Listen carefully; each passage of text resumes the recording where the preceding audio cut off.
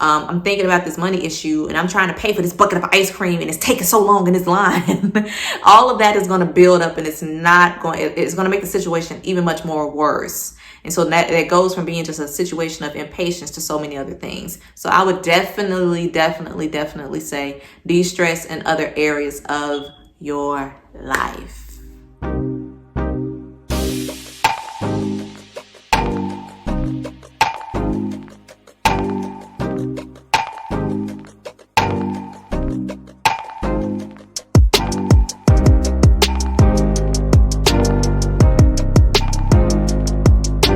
Going on, beautiful people? It's your girl Kyra here, interpreter of African American history and culture, motivational and spiritual speaker. Your girl is back with a good one today. Today we're going to talk about how to be more patient. And trust me when I tell you, I know how hard it is. So stay tuned for these tips and we're going to talk about how to grow us some patience, y'all. How to be patient with the Lord, patient with ourselves. So stay tuned. All right, so tip number 1, you got to practice being more patient. You just have to practice it. With people who try to cut you off in traffic, with the restaurant that's taking 45 minutes versus the 20 minutes they told you with your food, or just when you're at work or when you're just dealing with people who are very extremely difficult. You are just going to have to bite your lip and try to practice more patience because it's extremely hard. I know, because sometimes certain situations calls for you just to but no, don't do that. But you have to practice patience. That's the only way that you'll be able to get better at it. And I promise you, the process, it will make it easier if you actually put it into practice, okay? All right, so tip number 2, a lot of times the reason why we are so impatient is because we're so focused on the thing not happening or what we need to happen in that moment. One tip I will really give you, and this is tip number 2, is to distract yourself. So if you are in traffic and you're waiting, like obviously you see there's a lot of wreckage, call a friend or something. Talk to God or play a little game on your phone, whatever, but look up every so often just to see if things are finally moving, whatever. I will say, if you are dealing with a restaurant that's taking too long with your food, just remember that things happen. Try to put yourself in the position of the people that are in that position, because a lot of times it's not their fault that the people who give you your food, they're not in the kitchen cooking it. They can't help if the crowd is there. So try to remember those things. With your children, practicing more patience.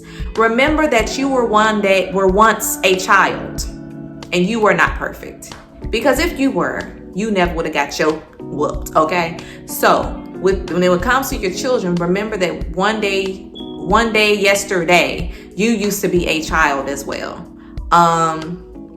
So just practice, remembering that, okay? Just distract yourself with understanding the situation more from a different standpoint, all right? Okay, so tip number 3, know what triggers your impatience. If those very things that I said triggers it, those are the very departments or areas you need to work on. If you know that going to work and dealing with difficult people triggers your impatience, guess what you need to do? Go in with a different mindset each day. If you know there are going to be people to come to work and just be crazy and act like they don't know what to do, if you are a faith-based person, pray every day before you get out your car and walk through those doors. That's how you can practice more patience. If you know that this person intentionally does this, I would give that same single line to that person every single day if they're difficult at work. Would you like me to show you a different way as to how to do it? So that way you'll know the next time, or I'll hit them with that same line every single day. But know your triggers. Know what triggers your impatience. If you know that road rage is something that triggers it, practice patience with it, okay? So know your triggers. It's important to know what triggers your impatience because you can know how to do the other steps that came before it. Okay. Sometimes we got to give ourselves a timeout. If we being super impatient, sometimes we just need to give ourselves a timeout. Time out. Who the heck do you think you are? Not everybody and everything runs on your timetable. You have to practice more patience. And sometimes you got to give yourself a time out to realize that. So I will also say sometimes we need to give ourselves a time out when we are the ones that are acting super impatient and we are passing on that energy to the others in the room. Because see, I look at the line sometimes like in Walmart or Target and Kroger, and I think about how the person that all the people behind could be fine, but the person before, if they start acting impatient, it's almost like a domino effect. It starts passing on to the people behind that other person. So I would say, give yourself a timeout and think about what you're doing before you act. Now, in the same scenario I just gave about the grocery store situation, my fifth tip to you will be to look to others. There's someone in my life, and it's amazing to me how patient he really is. I've been late a lot of times when I'm supposed to go out, or if I'm going anywhere, whatever, super patient, because I can be late sometimes. Even though I think women are supposed to be late when it comes to going out or anything like that, but whatever. Which is to say, I would say look to others. So if you are in line, if you see this person behind you is just smiling away, this and that, and sometimes I kind of start feeling a little silly about myself, like this person is behind me and they're not acting like and they even further back in the line, because they're behind me. And here I am tripping and like, what's going on? Like, this lady's taking forever. Like, what is going on? So I would definitely say to look to others. I'm just a human being. I am not the Lord Jesus Christ himself, and God recognizes that. He knows that I'm human. So that's why I'm going to say tip number 6, allow yourself some moments now to be impatient. Sometimes it calls for that, okay?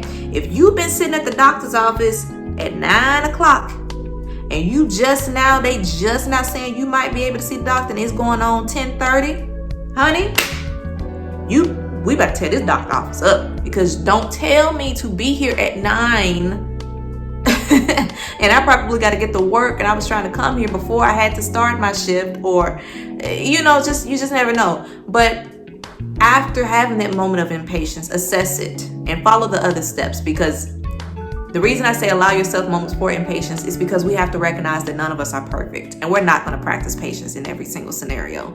But all these steps working together can help in improving it, okay? But as long as we live, we all going to have a moment or two where we probably will not exercise the most patience.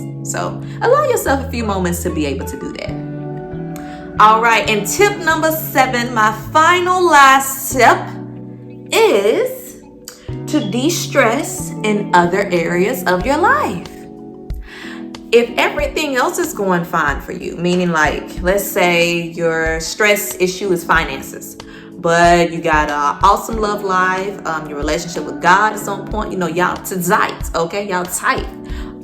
Your family's doing well and your friends are doing well, and you yourself, you are fulfilled just in your life personally, but your finances are the issue. Try to alleviate some stress in that area. So see where you can cut down costs on things. See exactly what bills you can go ahead and start setting up for the next month. Get ahead on your bills. My thing is, I try to be 3 months straight in any given point in my life when I'm dealing with just being a grown woman. 3 months straight, you trying to be cool. But I would definitely say de-stress in other areas of your life. That is very important to also help with your patience, because a lot of times the suppressed energy we have towards one situation can make its way into another. So if I'm already stressed about finances and now I go in the grocery store and all I want to do is get a bucket of ice cream, go home and eat a few spoonfuls of it, but then I'm thinking about this money issue and I'm trying to pay for this bucket of ice cream and it's taking so long in this line. All of that is going to build up, and it's going to make the situation even much more worse. And so that goes from being just a situation of impatience to so many other things. So I would definitely say de-stress in other areas of your life. All right, so I hope you all enjoyed this video on how to be more patient, 7 steps on to be more patient. Please hit that like and subscribe button down below so I know it's real, and hit the notification bell so you can be aware of more videos that are yet to come in this lovely month of January. Happy New Year to everyone, and I hope that you all always remember what I say, to stay up and to also stay blessed.